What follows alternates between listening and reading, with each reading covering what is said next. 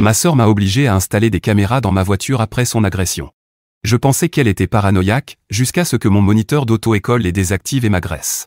7 ans plus tard, il est sorti de prison et vient de postuler pour devenir le moniteur de conduite de ma fille. Quand j'avais 12 ans, ma grande sœur s'est fait violer par un policier qui l'avait arrêtée sur le bord de la route. Elle est restée 2 semaines à l'hôpital et n'a jamais dit à personne ce qui s'était passé. Elle répétait seulement « il avait un badge ». Personne ne me croira. Les bleus sur ses poignets parlaient d'eux-mêmes, violets et noirs comme des nuages d'orage sur sa peau pâle. Elle n'a laissé personne la toucher pendant des mois. Elle sursautait au moindre mouvement brusque, au moindre ton trop fort. Pendant des années, elle est devenue obsédée par l'idée d'enregistrer tout ce qui se passait autour d'elle. Je devais l'appeler en FaceTime chaque fois que je sortais, à l'épicerie, au parc, à la salle de sport, tout. Elle me demandait de lui montrer le parking avant que je ne sorte de la voiture, de faire un tour dans les allées pendant mes courses, de laisser la caméra allumée même dans les toilettes publiques. Toute ma vie était dictée par une peur que je n'avais jamais vécue. Quand j'ai eu 16 ans, elle m'a offert une voiture. Une Honda Civic d'occasion, rien de luxueux, mais fiable. Avant de me donner les clés, elle y a installé 4 caméras, tableau de bord, vue arrière, et 2 cachets dirigés vers le conducteur et le passager. L'installation a pris 3 jours. Elle a travaillé tard dans la nuit, suivant des tutoriels YouTube avec une détermination qui frôlait l'obsession. Elle m'a fait promettre de ne jamais les éteindre. « Tu es parano », je lui ai dit, en la regardant tester chaque flux vidéo sur son ordinateur portable. « Tous les flics ne sont pas mauvais. »« Ce n'est pas une question de bon ou de mauvais », a-t-elle répondu, les doigts légèrement tremblants en ajustant l'angle de la caméra arrière. « C'est une question de preuve. » Quand j'ai commencé mes leçons de conduite pour obtenir mon permis, mon moniteur s'appelait Lieutenant Morrison, alias Lieutenant Dan. Ancien militaire, il dirigeait la meilleure auto-école de la ville et avait un mur rempli de récompenses.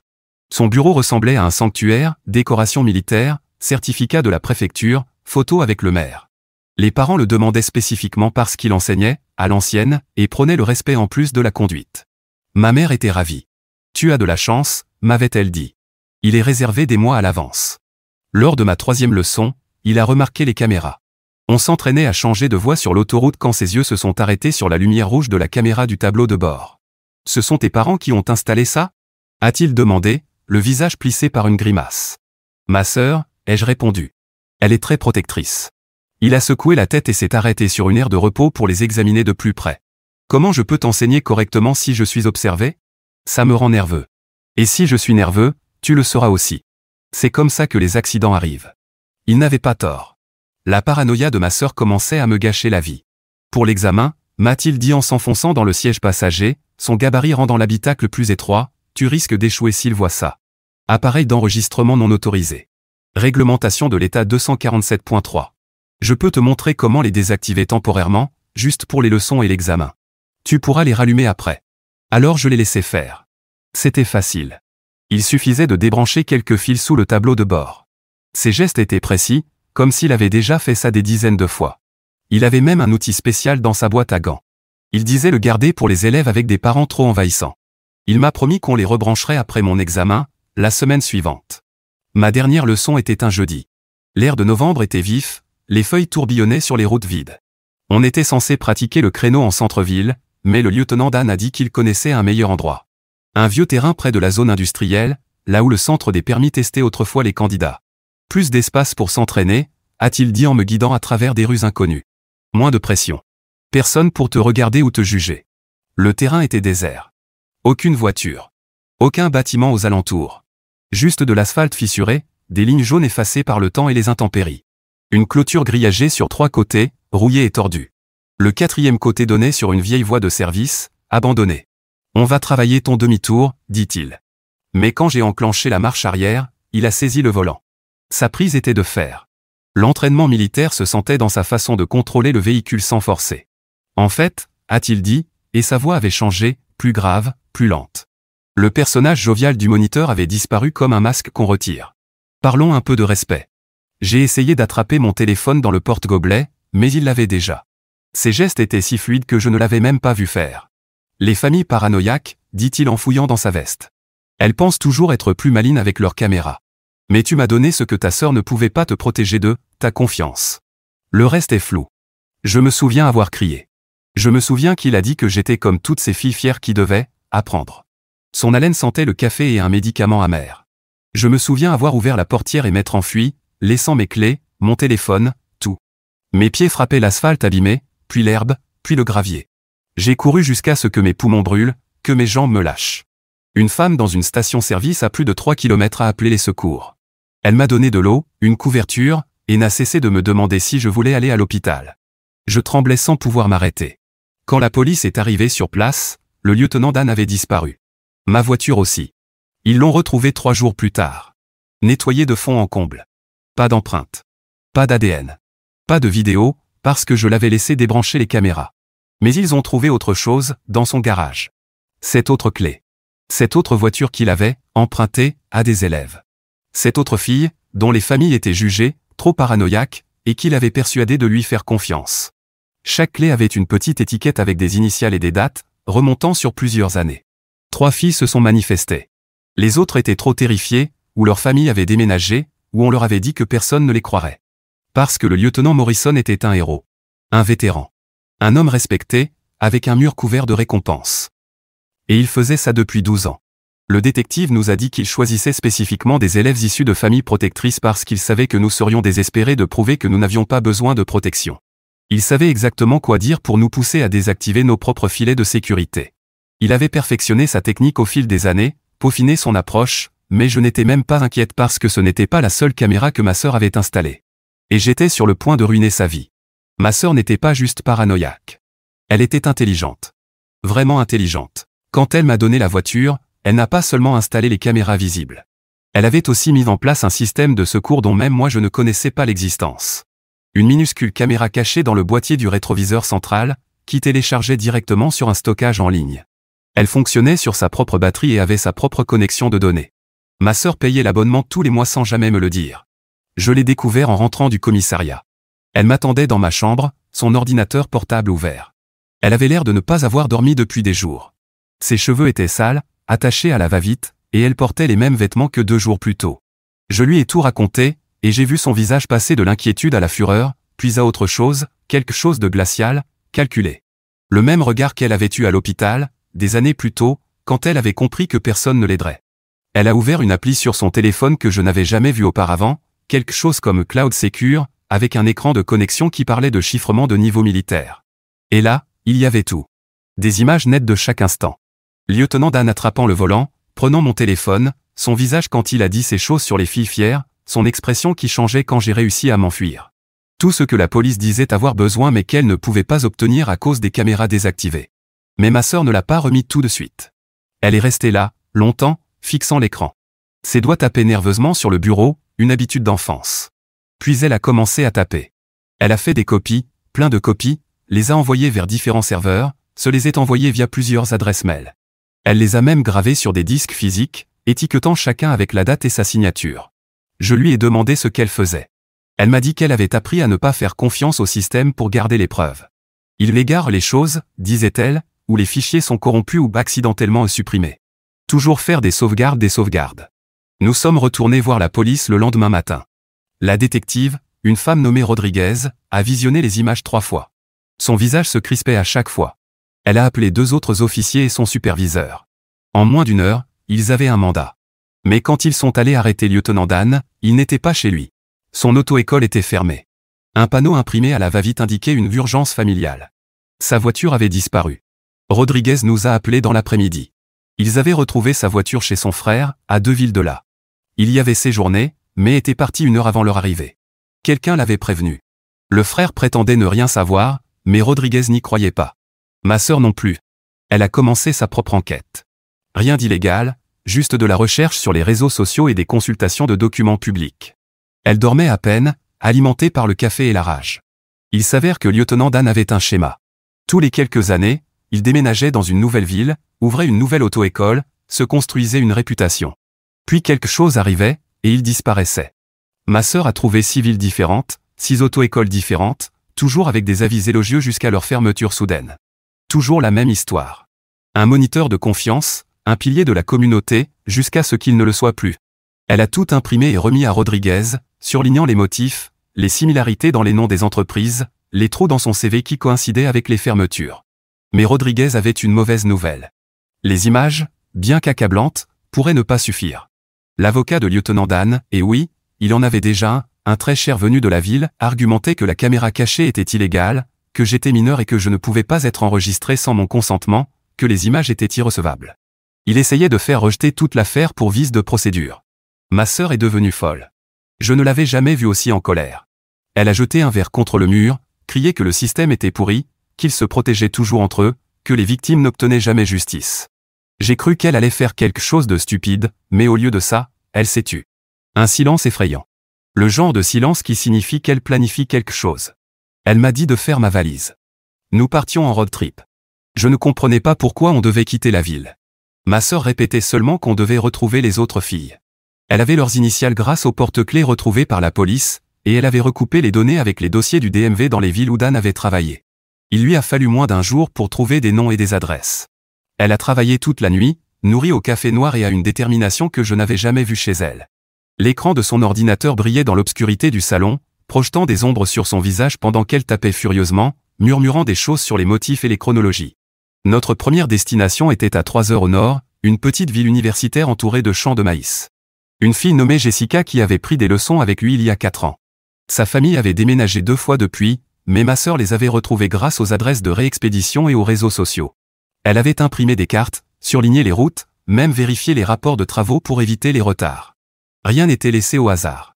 C'est la mère de Jessica qui a ouvert la porte de leur maison à 2 étages. Elle avait l'air fatiguée, méfiante, sa main agrippant le cadre de la porte comme si elle était prête à la claquer. Quand ma sœur a expliqué pourquoi on était là, son visage est devenu livide. Elle a appelé son mari, et on a passé 20 minutes sur leur perron à tout leur expliquer pendant que les voisins promenaient leurs chiens et que des enfants passaient à vélo, inconscients du poids de notre conversation. Jessica ne voulait pas parler. Elle était en fac de médecine maintenant, essayait de tourner la page. Elle s'est assise face à nous dans le salon, les bras croisés, la mâchoire crispée. Les murs étaient couverts de ses réussites, diplômes d'honneur, rubans de concours de sciences, lettres d'admission. Mais quand ma sœur lui a montré les images de ma voiture, elle a craqué. Même histoire. Même terrain vague derrière un entrepôt abandonné. Même discours sur le respect. Elle n'en avait parlé à personne, sauf à ses parents, et ils avaient décidé de ne pas aller plus loin. Aucune preuve. Sa parole contre la sienne. Pourquoi lui infliger ça? Sa mère la tenait dans ses bras pendant qu'elle pleurait, nous lançant des regards mêlant gratitude et ressentiment. On avait ramené tout ça dans leur vie, forcés à revivre ce qu'ils avaient tout fait pour oublier. Mais Jessica avait quelque chose que nous n'avions pas, un journal intime. Elle avait tout écrit juste après que c'est arrivé, avec date et détails. Son thérapeute le lui avait conseillé. Elle ne l'avait jamais montré à la police parce que ses parents ne voulaient pas qu'elle soit impliquée. Mais maintenant, sachant qu'il recommençait, elle en a fait des photocopies pour nous. Ses mains tremblaient en insérant chaque page dans l'imprimante, le bruit de la machine résonnant dans le silence. La prochaine fille, Amanda, habitait à 2 états de là. Le trajet a duré toute la nuit. Ma sœur conduisait pendant que je dormais, somnolente, me réveillant à chaque arrêt pour faire le plein ou à chaque secousse sur la route. Je rêvais sans arrêt de ce terrain vide, me réveillais haletante. L'autoroute s'étendait devant nous, éclairée seulement par nos phares et quelques camions de temps en temps. Ma sœur avait préparé des encas, des bouteilles d'eau, même des itinéraires imprimés au cas où son téléphone tomberait en panne, toujours prête au pire. Amanda était plus difficile à convaincre. Elle vivait dans un bel immeuble avec un portier et des caméras de sécurité. Elle avait reconstruit toute sa vie, un fiancé qui ne savait rien. Elle nous a supplié de la laisser tranquille, debout sur le seuil de sa porte, comme si elle ne savait pas si elle devait nous laisser entrer ou appeler la sécurité. Sa bague de fiançailles scintillait dans la lumière du couloir lorsqu'elle gesticulait, implorant qu'on comprenne. Ma sœur n'a pas insisté. Elle a simplement laissé son numéro et dit que si Amanda changeait d'avis, on serait là. Elle parlait doucement, calmement, comme si elle s'adressait à un animal effrayé. On retournait vers la voiture quand Amanda est sortie en courant, pieds nus sur le béton froid du parking souterrain. Elle ne pouvait pas témoigner, a-t-elle dit, mais elle avait quelque chose. Une vidéo de surveillance d'une station-service près de l'endroit où c'était arrivé. Elle l'avait obtenue du propriétaire, des années auparavant, pensant s'en servir, mais elle ne l'avait jamais fait. On y voyait la voiture du lieutenant Dan quitter la zone à l'heure exacte qu'elle avait indiquée, pas une preuve de l'agression, mais la preuve qu'il avait menti sur l'endroit où il se trouvait ce jour-là. Elle nous a tendu une clé USB, précisant que c'était la seule copie, puis elle est repartie sans dire un mot de plus. Nous avons passé une semaine sur la route, dormant dans des motels bon marché avec les provisions minutieusement préparées par ma sœur. Cette fille répartie sur 3 états, 3 prêtes à témoigner, 4 qui nous ont donné des preuves mais voulaient rester anonymes, photos, journaux intimes, messages envoyés à des amis juste après les faits. Une fille, Maria, l'avait même enregistré sans qu'ils s'en rendent compte, seulement l'audio. On l'entendait parler de respect, on l'entendait pleurer, on entendait les portes de la voiture se verrouiller. Chaque rencontre était différente. Certaines filles nous retrouvaient dans des lieux publics, cafés, bibliothèques, parc. D'autres nous invitaient chez elles, dans leur espace de sécurité. Une fille, Sarah, nous a donné rendez-vous dans son église après les heures d'ouverture. Elle disait que c'était le seul endroit où elle se sentait suffisamment protégée pour en parler. Les bancs vides semblaient écouter tandis qu'elle racontait son histoire, sa voix résonnant légèrement dans l'espace immense. Ma sœur a tout organisé dans des dossiers, avec des codes couleurs, indexés, croisés. Elle a fait plusieurs copies de chaque élément, travaillant dans des photocopieuses ouvertes 24h24 pour ne laisser aucune trace numérique, en a envoyé à Rodriguez, en a téléchargé sur des serveurs sécurisés, en a même fait parvenir un jeu complet à notre tante qui est assistante juridique dans un autre état. Elle construisait un dossier que la police ne pourrait ignorer ni égarer. Chaque preuve était enregistrée, datée, vérifiée. Elle a créé des chronologies, des cartes retraçant les déplacements de Dan, des schémas montrant comment il sélectionnait ses victimes. Mais le lieutenant Dan était toujours introuvable. Son frère affirmait qu'il était parti camper, sans savoir où. Rodriguez avait lancé des alertes, il avait déjà disparu auparavant. Il savait comment se cacher. Ma sœur devenait de plus en plus frustrée chaque jour. Elle vérifiait son téléphone sans arrêt, espérant une nouvelle. Elle dormait à peine, survivant à coups de caféine et de détermination. Je la retrouvais à 3 heures du matin, les yeux fixés sur ses tableaux de preuves, cherchant des motifs que tout le monde avait ratés. Puis elle a eu une idée. Une idée terrible et dangereuse. Elle voulait m'utiliser comme appât, organiser une rencontre, faire croire que je voulais m'excuser, abandonner les charges, le pousser à sortir de sa cachette. Je lui ai dit qu'elle était folle. Rodriguez n'approuverait jamais. C'était trop dangereux. On s'est disputé pendant des heures, nos voix résonnant dans la maison vide. Elle disait que c'était notre seule chance. Je disais qu'il devait bien y avoir une autre option. Aucune de nous ne voulait céder. Mais ma sœur ne comptait pas en parler à Rodriguez. Elle avait déjà commencé à tâter le terrain, postant sur des forums de moniteurs d'auto-école à la recherche d'un nouvel instructeur après un malentendu avec l'ancien. Elle avait utilisé un faux nom, mais avec suffisamment de détails pour que le lieutenant Dan reconnaisse la situation. Elle pensait que son ego l'empêcherait de résister. Il voudrait savoir ce que je préparais. Reprendre le contrôle de l'histoire. J'aurais dû l'arrêter. J'aurais dû appeler Rodriguez moi-même. Mais une partie de moi voulait aussi qu'on l'attrape. Je voulais que tout ça se termine. Je voulais arrêter de sursauter à chaque voiture qui ressemblait à la sienne. Et ma sœur jurait qu'elle serait prudente. Qu'on se retrouverait dans un lieu public. Plein de monde autour. Elle surveillerait à proximité. Elle avait des plans de secours pour ses plans de secours. Qu'est-ce qui pourrait mal tourner? La réponse est arrivée après 3 jours à vérifier l'email factice toutes les heures.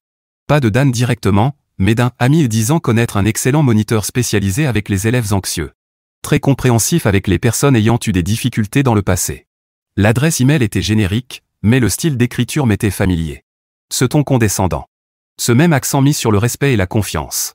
Cette façon de faire passer les offres pour des faveurs. Ma sœur a organisé la rencontre.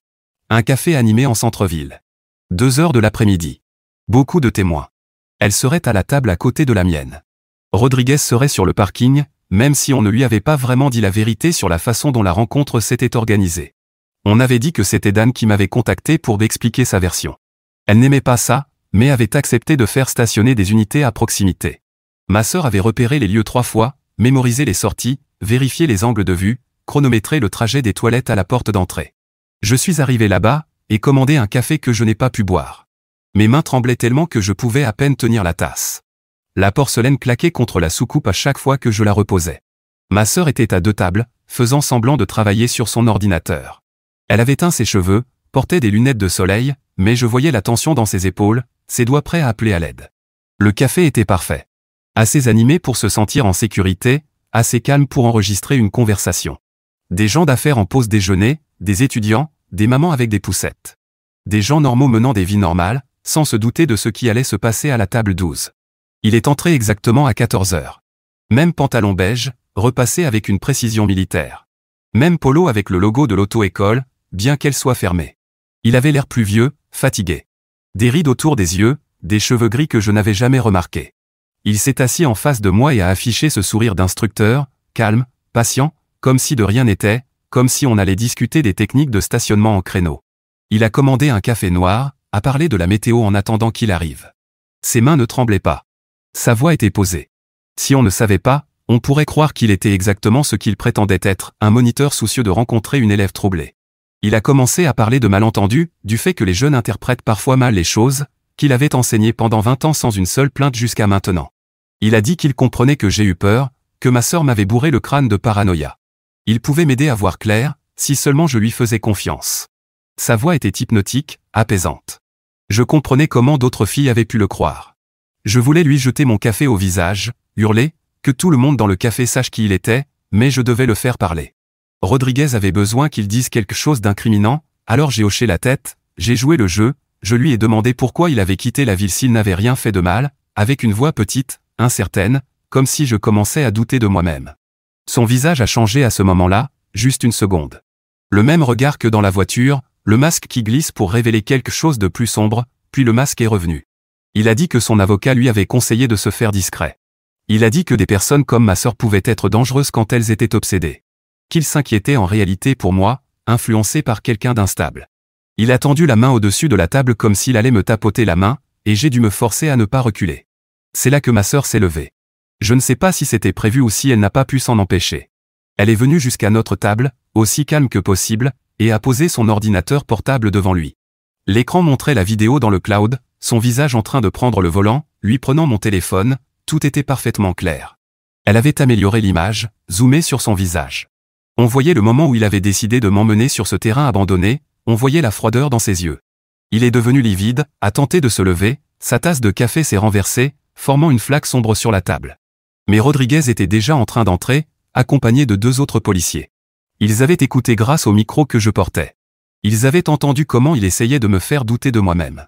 Combiné aux vidéos et aux preuves des autres filles, c'était suffisant. L'arrestation s'est faite en silence. Pas de drame. Il n'a pas résisté. Il répétait seulement qu'il voulait son avocat. Les clients du café ont observé, stupéfaits, tandis qu'il passait devant la vitre. Il m'a regardé. Pas avec colère. Avec déception. Comme si j'avais échoué à un test. Comme si je n'avais pas été assez forte pour garder un secret. Comme si j'avais trahi un lien sacré entre élèves et professeurs. Le procès a duré 6 mois. Son avocat a tout tenté. Il a dit que les vidéos avaient été modifiées, que les autres filles copiaient mon histoire pour attirer l'attention, que ma sœur avait tout orchestré à cause de son propre traumatisme. Mais les preuves étaient trop nombreuses. Cette fille avec des récits similaires, des documents remontant sur des années, des changements de ville, des changements de nom, une collection de clés qu'il n'a jamais pu expliquer. Les autres filles ont été courageuses. Jessica a témoigné par visioconférence depuis son université, sa voix ferme en racontant chaque détail. Amanda a soumis une déclaration écrite lue par le procureur. Même Maria, la plus effrayée, a accepté de faire entendre son enregistrement au tribunal. Chaque témoignage renforçait le précédent. Chaque détail confirmait le même schéma, les terrains isolés, les leçons sur le respect, la façon dont il déconnectait le frein à main.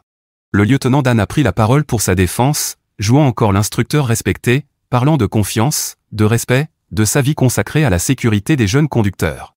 Il a apporté ses médailles, ses certificats, des lettres de remerciement de parents reconnaissants, mais le procureur l'a démoli. Il l'a interrogé sur la collection de clés, sur les écoles de conduite fermées, sur le fait qu'il ciblait spécifiquement les élèves aux familles surprotectrices. Il a même reconnu ce dernier point, disant que ces familles créaient des conducteurs nerveux, qu'il avait des techniques pour les détendre et leur apprendre à faire confiance. Le procureur lui a demandé si ces techniques incluaient d'emmener les élèves dans des endroits isolés, de déconnecter les dispositifs de sécurité, de commettre des agressions. Chaque question était précise, chirurgicale, destinée à détruire sa défense. Son avocat a tout contesté, mais le mal était fait. Le jury a vu clair. Il a vu au-delà des médailles et des certificats, il a vu le prédateur. Il lui a fallu moins de 2 heures pour le déclarer coupable. Cette chef d'agression, 3 de kidnapping, 1 de vol pour avoir pris ma voiture. Coupable sur toute la ligne. La sentence est tombée la semaine dernière. Le tribunal était plein. D'autres filles se sont manifestées après le début du procès, trop tard pour témoigner. Elles étaient là, dans la salle, témoins silencieuses de leur propre histoire. 25 ans. Ce n'est pas assez pour ce qu'il a fait, mais c'est assez pour protéger d'autres filles. La juge l'a qualifié de prédateur systématique ayant utilisé sa position de confiance pour cibler de jeunes femmes vulnérables. Elle a dit que les preuves étaient accablantes et le comportement, répétitif. Elle a remercié ma sœur, en particulier, pour son travail méticuleux. Après la sentence, les autres filles et moi nous sommes retrouvées à l'extérieur du tribunal. Ce n'était pas prévu. On s'est juste toutes retrouvées là, réunies par une expérience commune. Jessica m'a prise dans ses bras, a dit que ma sœur lui avait évité des années à se croire folle. Amanda a pleuré. Maria est juste restée là, apaisée pour la première fois. On a échangé nos numéros, promis de rester en contact. Un groupe de soutien né du traumatisme, mais nourri par la survie. Ma sœur n'est pas venue à la sentence. Elle a dit qu'elle n'avait pas besoin de voir. Elle avait déjà gagné. Elle avait prouvé que les preuves comptent, que la documentation compte, que la paranoïa n'est pas de la folie quand on a raison. Elle avait passé des années à se sentir impuissante face à ce qu'elle avait vécu. C'était aussi sa victoire. Je l'ai trouvée à la maison, dormant enfin paisiblement pour la première fois depuis des mois. Les caméras sont toujours dans ma voiture. Elle insiste toujours pour que je les laisse tourner, mais ça ne me dérange plus. J'ai vu ce qui arrive quand on fait confiance à la mauvaise personne. J'ai vu à quelle vitesse quelqu'un peut passer de protecteur à prédateur. Les caméras ne sont plus un symbole de paranoïa. Ce sont des symboles de pouvoir. Le pouvoir de prouver ce qui s'est réellement passé. Le pouvoir d'être cru. Rodriguez m'a prise à part après le procès.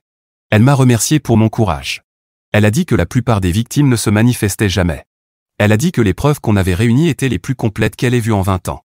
Puis elle m'a posé des questions sur le rendez-vous au café. Comment on avait vraiment su qu'il viendrait? Elle le savait déjà. Je l'ai vu. Mais elle voulait l'entendre de ma bouche. Je lui ai dit la vérité. Les faux postes de ma sœur. Le piège. Je m'attendais à ce qu'elle se fâche. Mais elle s'est contentée de secouer la tête et de sourire. Elle a dit que ma sœur ferait une excellente détective. Que parfois, le système avait besoin de gens qui n'abandonnent pas. Elle m'a donné son numéro direct. Elle m'a dit d'appeler si jamais on avait besoin de quoi que ce soit. Ma sœur est différente aujourd'hui. Toujours protectrice. Toujours prudente. Mais la colère est partie. Cette rage froide qui l'avait habitée pendant des années. Elle sourit plus, dort mieux, a recommencé à sortir avec des gens. Elle a même retiré quelques caméras dans son propre appartement. Pas toutes, mais certaines. Le progrès, c'est par petits pas. Elle aide d'autres filles maintenant. Elle a créé un site internet sur les ressources en matière de sécurité, les caméras cachées, les droits juridiques, comment documenter les agressions. Elle reçoit des mails chaque semaine de familles confrontées à des situations similaires. Parfois, elle les aide à trouver des avocats. Parfois, elle se contente d'écouter. Elle leur dit toujours la même chose, les preuves comptent. La documentation compte. Être préparé, ce n'est pas être parano. Elle construit une armée de filles protégées, une caméra à la fois.